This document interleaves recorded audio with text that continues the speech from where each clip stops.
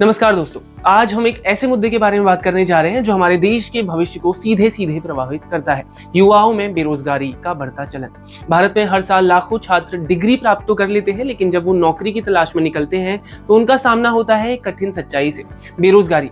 ये समस्या केवल नौकरी की कमी तक सीमित नहीं है, बल्कि इसमें छिपी हुई बेरोजगारी, असमान वेतन और कौशल अनुकूलता का अभाव भी शामिल है। आज हम इस विषय पर गहराई से बात करेंगे कि क्या कारण है, क्या चुनौतियां हैं और क्या इसके समाधान हो सकते हैं।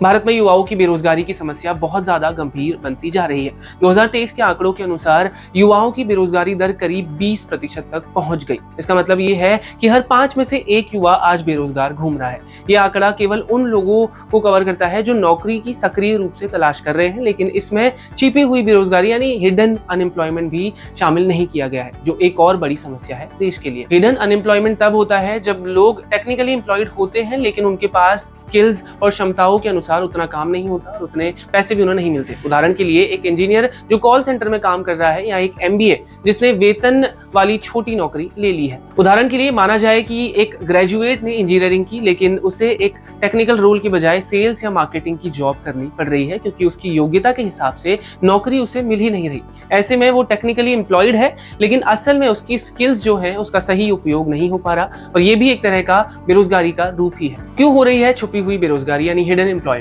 इसका मुख्य कारण ओवर पॉपुलेशन और कंपटीशन है। हर साल लाखों युवा मार्केट में आते हैं जॉब के लिए, लेकिन इतने सारे लोगों के लिए योग्यता के अनुसार नौकरियां मिलना मुश्किल है। इसके अलावा कई क्षेत्रों में जॉब्स की कमी के कारण लोगों को अपनी स्किल्स से कमतर जॉब करनी पड़ती है। रिपोर्ट्स बताती हैं कि करीब 30% भारतीय युवा इस छिपी हुई बेरोजगारी का शिकार है, यानी वे जॉब्स में हैं लेकिन उनकी स्किल सेट के हिसाब से उनको इस्तेमाल नहीं किया जा रहा है। अब हम जानेंगे कि आखिर ये समस्या कहां से शुरू होती है और इसका मूल कारण क्या है। बेरोजगारी के पीछे कई कारण होते हैं और इन्हें समझना भी बहुत ज्यादा जरूरी है ताकि हम इसके समाधान की ओर कदम बढ़ा सकें। सबसे पहला कारण है स्किल मिसमैच। हमारे देश की शिक्षा प्रणाली यानी एजुकेशन पॉलिसी और जॉब मार्केट के बीच बहुत बड़ा अंतर देखने को मिलता है।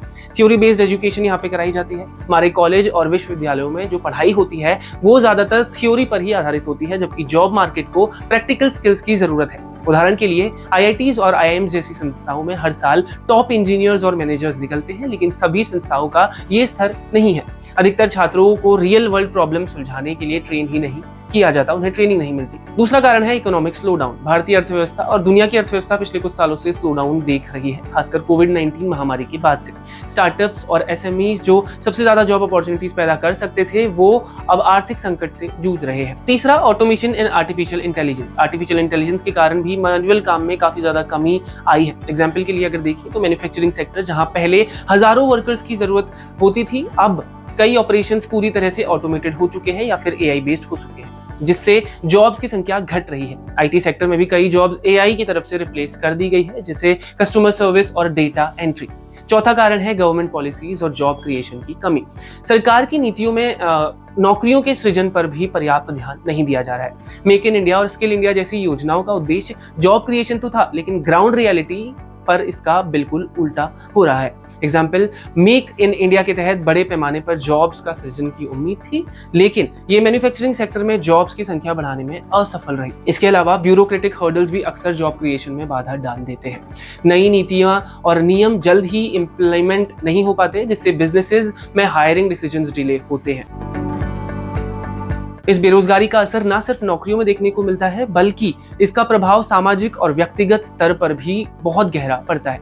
आइए देखते हैं कि इसका युवाओं पर क्या प्रभाव पड़ता है। Mental health, anxiety and depression. जब युवा जॉब ढूंढने की कोशिश करता है और उसमें असफल रहता है, तो ये उसकी मेंटल हेल्थ पर नकारात्मक प्रभाव डालता है। एंजाइटी और डिप्रेशन जैसी समस्याएं आम हो जाती है और मेंटल हेल्थ पर तनाव बढ़ने लगता है और युवा अवसाद यानी डिप्रेशन का शिकार भी हो जाता है। एक स्टडी के अनुसार भारत में 20% युवा बेरोजगारी के चलते मानसिक तनाव झेल रहे हैं। दूसरा, फाइनेंशियल इंस्टेबिलिटी। बिना स्थिर रोजगार के युवा अपनी आर्थिक जिम्मेदारियों को निभाने में असमर्थ रहेगा। इसकी वजह से कई सारे बर्डन्स उनके ऊपर आ जाते हैं। इसके अलावा जॉब न मिलने के कारण कई युवा अपने परिवार पर निर्भर उनको रहना पड़ता है, जो कि पूरे परिवार के लिए एक आर्थिक बोझ बन जाता है। तीसरा, सोशल प्रेशर और पर्सनल लाइफ। भारतीय समाज में नौजवानों पर नौकरी पाने का भारी सामाजिक दबाव होता है। इसके चलते डिलेड मैरिजेस भी होती है, यानी नौकरी ना मिलने की वजह से कई युवाओं की शादियां भी टल जाती है। तब तक शादी नहीं होगी तब तक कोई व्यक्ति सक्षम नहीं है। इसके अलावा सोशल स्टिग्मा यानी बेरोजगारी को एक सामाजिक धब्बा माना जाता है, जो कि युवाओं के मनोबल को और ज्यादा क्वेश्चन करने लगता है। अब सवाल ये उठता है कि इस गंभीर समस्या के समाधान के लिए कैसे इसका समाधान किया जा सकता है। आइए कुछ इंपॉर्टेंट जो रूल्स हैं, जो उपाय हैं, उन पर नजर डालते हैं। एजुकेशन सिस्टम में सुधार लाकर प्रैक्टिकल और स्किल बेस्ड लर्निंग को बढ़ावा देना जरूरी है, यानी वोकेशनल ट्रेनिंग प्रोग्राम्स को इंट्रोड्यूस करना पड़ेगा, जिससे एजुकेशन में ट्रेनिंग बेस्ड प्रोग्राम्स हो पाएंगे, जैसे जापान और जर्मनी में होता है। वैसे ही भारत में भी युवाओं को टेक्निकल और स्किल बेस्ड ट्रेनिंग दी जानी चाहिए ताकि वो इंडस्ट्री के लिए रेडी हो। जर्मनी का dual system of vocational training छात्रों को एजुकेशन और प्रैक्टिकल ट्रेनिंग का परफेक्ट कॉम्बिनेशन देता है। भारत को भी इसी तरह की प्रणाली को अपनाना चाहिए।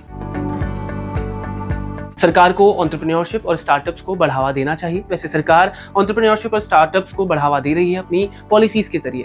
भारत में स्टार्टअप्स के लिए स्कीम्स जैसे स्टार्टअप इंडिया का उद्देश्य युवा एंटरप्रेन्योर्स को प्रोत्साहित करना है। इसके जरिए देश में जॉब्स पैदा किए जा सकते हैं। इसके साथ ही सरकार को स्टार्टअप्स के लिए आसान फंडिंग, रेगुलेटरी सपोर्ट देना चाहिए ताकि युवा खुद रोजगार सृजन कर सके।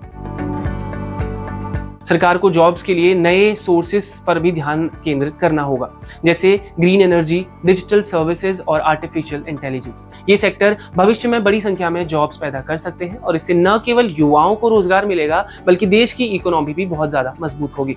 भारतीय उद्योगों को अपने कर्मचारियों के लिए बेहतर वेतन और काम का माहौल सुनिश्चित करना होगा। दुनिया के कई देशों में वर्क लाइफ बैलेंस और फेयर पे का ध्यान रखा जाता है, जिससे वहां यूथ सेटिस्फेक्शन और प्रोडक्टिविटी दोनों ही बहुत ज्यादा बढ़ी है।